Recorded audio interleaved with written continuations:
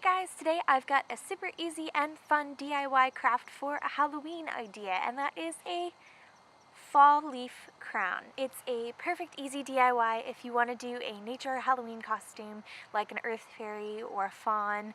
It's very easy to adapt for what you're looking for, so this is kind of a base and you can make it something even special. You can add more steampunk things to it, or if you want to add horns to it, you can do your fawn look or anything you want really. So I'm going over just the base and then you can add to it from there. So yeah, let's go make this. The materials you need for this project are actually very simple. It is just hot glue, wire cutters, scissors, grapevine garland, and leaves. You can use real leaves or fake leaves. I chose to use real leaves because I wanted it to look real, obviously, and I didn't mind if it fell apart after one season. But it actually did hold up. I do still have it. So I bought the grapevine garland at Michael's. I found it on sale for, I think it was like $5. It was mangled and it was missing a tag, and so they had it on the discounted section, so I got a really good deal on it. I measured out how big I want it to be around my head. I gave myself a little bit of room because I knew I was going to be adding horns to mine, and I used the wire cutters to cut the branches. Now I was very lucky because the grapevine garland piece that I found already had wire on it, so I didn't even have to buy any wire, and I was able to use that wire to then wrap it and seal the back.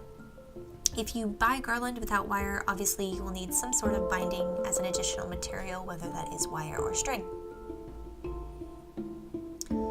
I do want to mention that this was the video that I created for Natasha and Corey Tells the Story last year, so sometimes the camera will go in and out of focus. I was getting used to my new camera rig, so I do apologize, but I wanted to share this on my Artist Explores the World channel because I think it's a really fun project, and I'm going to be doing it again this year for my next Halloween costume.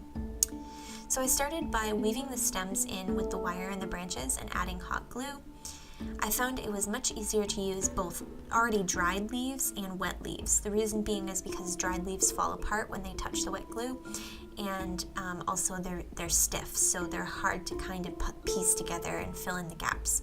It was easier to use the dried ones first and then use the wet leaves to then fill in the gaps because they're still foldable and bendable without breaking.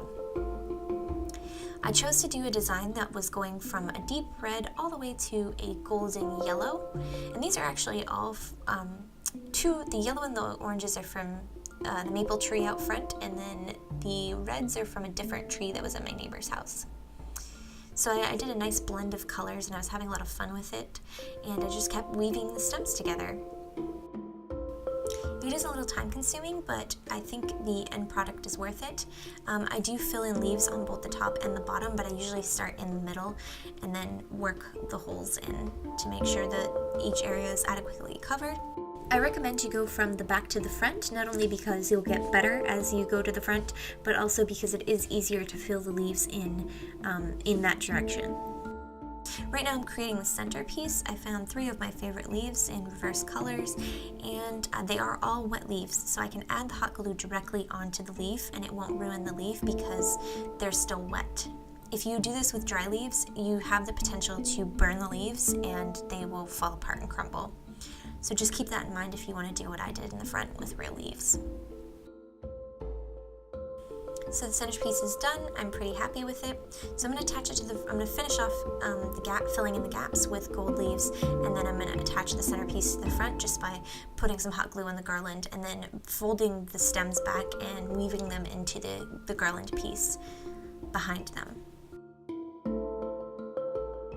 And now it's all finished. So I ended up adding in some horns and using this for a fawn project, and so this was really fun project, easy to do, and I think it came out pretty great. If you enjoyed this DIY, please remember to give it a thumbs up and subscribe. I will be making more DIYs in the future, and I've got some really awesome Halloween things coming up, like a Halloween treats and fall treats as well. Likes and comments are always appreciated, and until next time, bye!